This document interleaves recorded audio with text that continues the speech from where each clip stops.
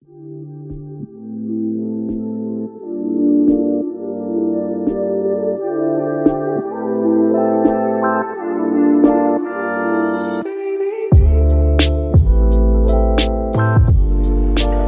YouTube, Jobber here with Noah with top 32 deck profile for YCS Pasadena.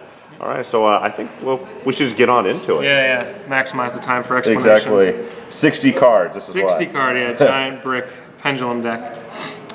So starting off with the spells. So I played 3 copies of Pendulum Call, along with 3 Duelist Alliance to search it. So I see most people who play Pendulum are cutting this engine now, the Pendulum Magician engine. But I decided to play it because Duelist Alliance by itself, like with Servant of Endymion, can get you all 3 counters, right? You search Pendulum Call off of this, and then you activate Pendulum Call, discard something, hopefully it's Darkworm, and then scale one of the magicians that you search, and there's all 3 counters. So I thought that play was really strong. Same thing with Magical Abductor, where you're just getting free advantage off of just playing more green cards. So in addition, Pendulum Summoning Harmonizing going second gets you into an Ignister play. And going first, it summons a level 7 from your deck to go into the Absolute and Vortex play. So I just wanted every Pendulum summon I made to include Harmonizing. That's why I maxed out on Pendulum Calls. This can also search Luster Pendulum too if you need access to a dragon to go into the Guard Dragon play. So that's pretty cool. Then 3 copies of Spell Power Mastery. So this searches any Endymion card and places an additional counter on it. So opening this with Servant is just basically game or Abductor or anything like that. Just puts you far ahead. And you'll notice that like throughout this profile, all these really powerful spell cards, I maximize at 3 copies because I play 60 cards. So the odds of me drawing multiples is low. But by maxing out, I'm still equally likely to draw them with all the draw cards that I play because all these cards are just insane. And then I play 3 copies of Dragon Shrine and 1 Foolish. So these all basically send Darkworm, or we'll see towards the end there's some other dragons that are spicy that I played that you can send with these as well. But primarily you're starting your play by using this to send Darkworm and searching the 0 for a free plus. So yeah, hands that include these cards are usually really good. And then for the draw cards, I play 3 Into the Void, 3 Pot of Desires, 3 Allure of Darkness, and Upstart.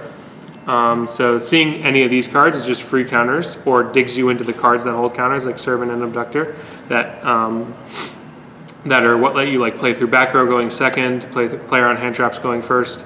So yeah, all these cards are really good, especially Pot of Desires. There were multiple instances where I resolved 2 and just didn't really care because I was playing 60. So yeah, this card's just crazy.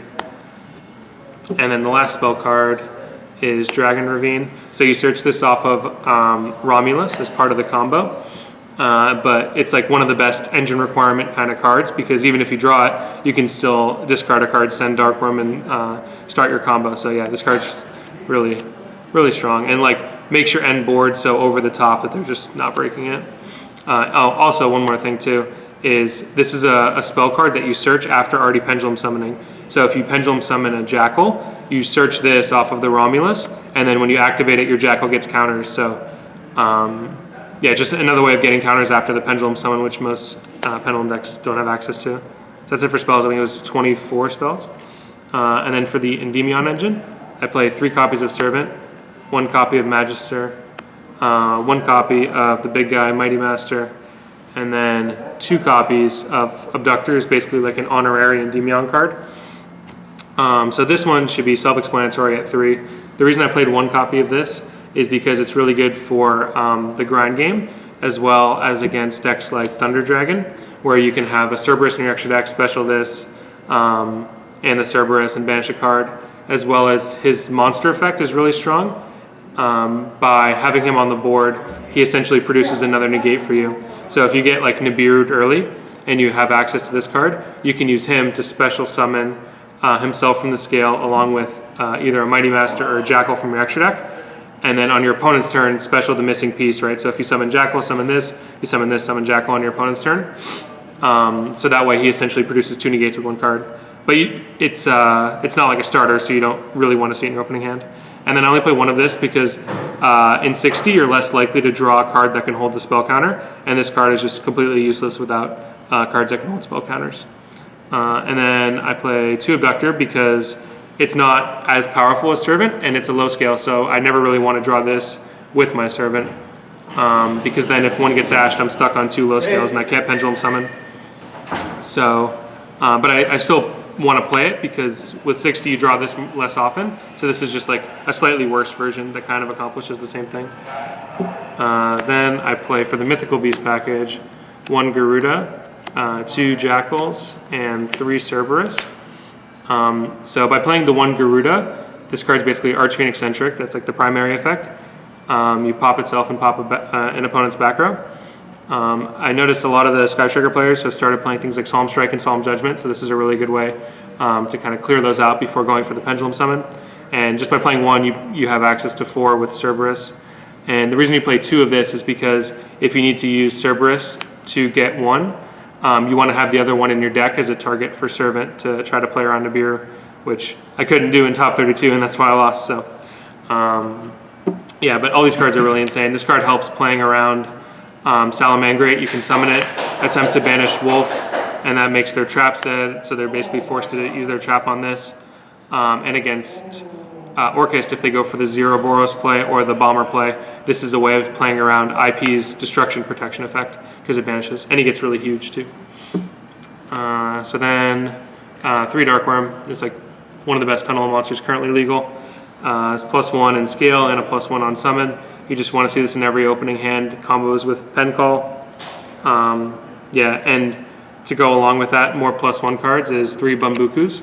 So essentially every duel I wanted to be normal summoning one of these 2 cards, because they're the only Pendulum monsters that generate a card advantage, and that's how you beat like Orchist and Salad and Striker, those kind of advantage-based grind decks. You just want to have more cards than them and be able to make a fat Pendulum Summon in OTK. I was playing Pendulum Paradox for a while because there's a lot of 5 scales. There's this card, the Darkworm, there's also like Luster Pendulum, and there's a lot of like 8 scales, but I cut them out for the Abductors because Abductor kind of got you started and Paradox didn't. But I don't know, looking back on it, just like another card that had synergy with Darkworm and Bambuku, which I'm trying to see, is probably a card I might include. So anyways, moving on, I played 3 copies of Chronograph. It's pretty self-explanatory, summons Time Gazer. In addition, a lot of decks right now have effects that destroy on your turn, like Topologic Bomber or Rage. So having this card in your hand, along with one of the card advantage cards, these Darkworms and Bambukus, lets you, like for example, they Rage your scales, you can go at Resolution, Chronograph effect, special itself, special Darkworm, search a 0, and then make Electrum and keep playing. So Chronograph's kind of multi-application. And then Curtain Raiser, this is like the worst one of all the free special summons. But with 60 cards, you just want to see cards that let you make Electrum before the Pendulum Summon. And the 7 scale usually functions pretty well. There's only a few level 7 and higher monsters. So yeah, it's not too big of a contradiction. Also outs Naturia Beast if you happen to play against that, because it's when you have no other monsters, it becomes 2200. So that's cool. It didn't come up luckily, but then for the Magician cards, I play 1 Dragon Caller, 1 Time Gazer, and 1 Purple Poison. So these are kind of the utility cards. Time Gazer protects your scales from things like Twin Twisters and Rage and Ghost Ogre. Purple Poison outs Floodgates and can make you get over monsters by buffing like a Jackal to 3600 or buffing a Mighty Master to 4000. You just basically get over anything. And Dragon Caller scale effect makes anything into a dragon. So if your Electrum gets like Impermanence or Veilered and you had access to Pen Call, you can search this and basically turn anything into a dragon, as well as it being a level 7, which is what I primarily use it for. Is I summon this off of Harmonizing, and then I overlay this in Destrudo for Absolute, and then link it off, summon Vortex. And then this is in the graveyard next turn, which combos very nicely with Black Fang Magician. And so I played 1 Black Fang and 2 Harmonizings as like the high scale magicians. So you usually want to end your turn with Black Fang as your high scale, because like I said before, you overlay with Dragon Caller, which means it's in the graveyard. So you can start your next turn if they like clear your board. You can use Black Fang's effect, half the attack of one of their monsters, destroy it, special summon this back, and then you already have like a big beater to keep pushing. And then, like I said at the very beginning, I play Harmonizing because I want every Pendulum summon to include this card. This card is just like crazy. It's a +1. It's also Tuner, which lets you go into Ignister. Summons a level 7, which lets you go into Absolute. Like, there's nothing more you'd want. And the only reason I played 2 is because Abductor, I recently added those into the deck, and those can search this card. So essentially, by playing 2 Abductors, I've played like 4 Harmonizings without actually having to draw multiple Harmonizings, which can contribute to brick hands since it doesn't really do anything unless you can Pendulum summon. Then I play 1 Luster to summon off of Ignister, as well as to search sometimes off of Alliance. Yeah, it's also a 5 scale, which is kind of a high scale in this deck. I play a lot of low-level monsters. Then 1 Aether. This is the primary target to summon off of Seal. It's a pretty simple effect. On summon, you can target a monster on the field and banish it. So it turns the Hieratic Seal into 2 interruptions. Really good versus decks like Orchest, where you don't want to be like putting their cards in the graveyard. It banishes them. So yeah, this card's really, really strong. It's also a Dark Dragon, so you can use it to make like Hieratic Seal on awkward hands. And then 1 Gate 0, level 7, search it off Dark Worm.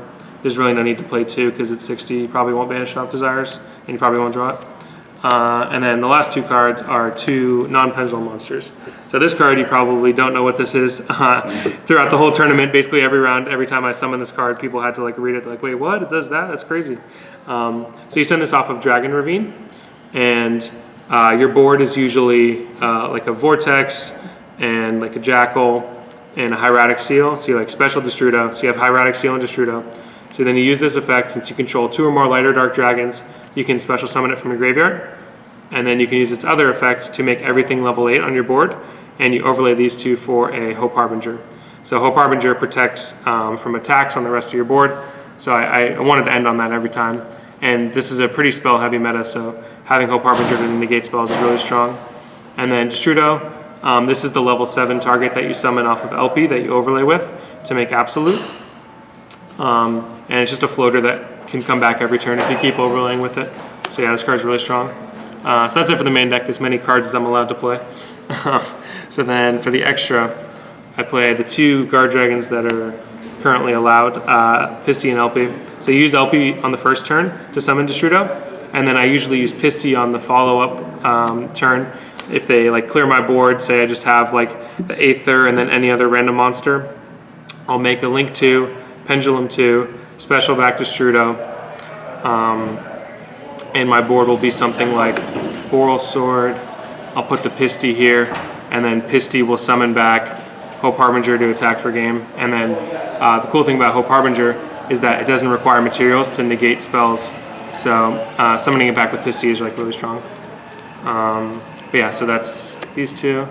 Then I also play for the Dragon Links, Hieratic Seal and Romulus. So you make this every first turn to search Ravine, usually using Triple Burst and Absolute. Yeah, it lets you chain block the Absolute too. I don't know if people play like Skullmeister, that would negate it, but yeah, and then also Hieratic Seal is what you always want to end on, and you protect it with Harbinger, so the 0 attack's not really a factor. But yeah, 2 interactions off 1 card is just crazy. That card's very, very strong. Then Beat Cop, because Lambda, you can't use tokens, so you can't use the Nibiru token. And Lanphalankus is a non-effect monster, so you can't make Boral Sword with it. So yeah, and then this one gives you the good zones. And then Electrum, best card ever. Triple Burst, you make this out of Electrum and any monster, so you basically have the setup of LP here, Triple Burst here, you summon Destrudo, and then go into Romulus and special the Vortex. That's kind of like the standard first turn. And then Saryuja and Boral Sword. So I never actually summoned this card the whole tournament because it doesn't really come up if you're playing correctly. But there could be awkward hands where your Electromite gets impermanenced and you just have a bunch of random monsters on the board. You can make Saryuja, hopefully draw into a dragon, special summon it, and go into the Guard Dragon play. So that situation came up enough to where in testing, like, I would want to have access to it. And this could have been Apollo or really any other monster. There was nothing I thought in game state, I was like, oh, really wish I could have used this. So I was fine with playing this. I'd probably play it again. And then Boral Sword, super easy to make in a Pendulum deck. You just make a Link 2, Pendulum them both back, make Boral Sword, game's over. All your monsters are really, really big too, so like Boral Sword plus like a Vortex or Boral Sword plus a Mighty Master is just lots of damage. So then for Exceeds, I played Dweller, Absolute, and Harbinger. So Abyss Dweller is super easy to make in this deck because of Harmonizing, being basically a 1-card Dweller if you Pendulum summon it. And I think a lot of the decks that don't play Magician cards lose access to this card. And this is the kind of card I make if I get like hand trapped twice, can't really make a big board. I can make this, I'm gonna live another turn, and then I'm playing Pendulum, so I just, Pendulum summon next turn and play on. So yeah, this card's amazing. And then this just goes into Vortex, pretty self-explanatory. And then Harbinger, the attack redirection effect is almost as important as the spell negation effect because it lets your Hieratic Seal bounce something from the extra deck. They can't just, normal summon any small monster, try to attack over Seal to force it out because you just redirect targeting to this. So yeah, this card's awesome. And then the 2 synchros are Dragster and Ignister. So Dragster is really important for decks where they play Super Poly, because if they play Super Poly, you end on a board of post side, Dragster, Harbinger, Hieratic Seal, and then like any main deck negate here, like a Jackal or a Mighty Master. And that way you only have lights and you only have the 1 dark, so they would have to Super Poly for Mud Dragon, and most people who play Super Poly don't really have space for that or don't play it. So this board is like super safe. Also, Dragster is one of the only ways where you can interact with an already face-up Speller Trap, because you can negate Speller Trap effects. So if they have like a diagram or a multi-roll, you can't use Vortex to negate those. So this way you can interact with those going second. And then Ignister to help break boards, and Special Summon Luster to start doing the Guard Dragon combos. There's a cool play too where you can go like Ignister. If they have like a Sunlight Wolf or a Shizuku in the Striker matchup, you can say you have like a Electrum, and then you go like Ignister. You can Ignister to special the Luster from your deck, pop a scale, shuffle a thing. Then you can go, you can use this to turn into your LP. And then since they play Sunlight Wolf, you can use LP to special summon Aether from your deck here, because they're both pointing here, and you can banish a thing. And then these turn into Boral Sword plus Ignister for games. So that's kind of a cool play. But yeah, Ignister is just the best form of removal. It doesn't target, doesn't destroy. And then the last card is Vortex. Pretty self-explanatory, negates anything. So then for the side deck, so I play 60 cards, so I never draw any of these cards. But hypothetically, with all the you never side out any of the draw cards. So all of the side deck cards that I played are cards I can draw into. So for combo and Orchest, I played Dark Ruler and System Down.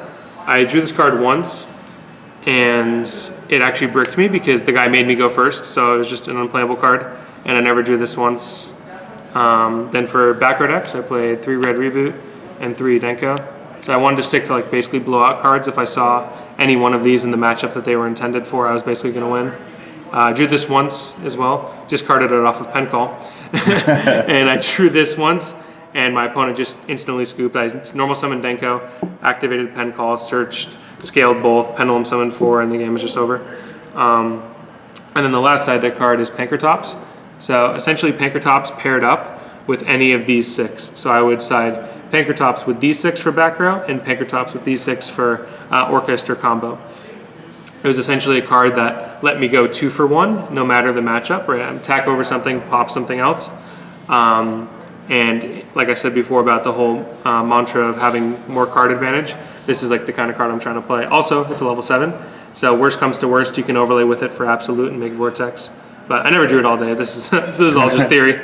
But yeah, so that's the deck. Cool. Well, do you have any shout-outs? Yeah, shout out to Jesse and Steven and Mitch for helping me test, all from basically everybody from Team Jobber.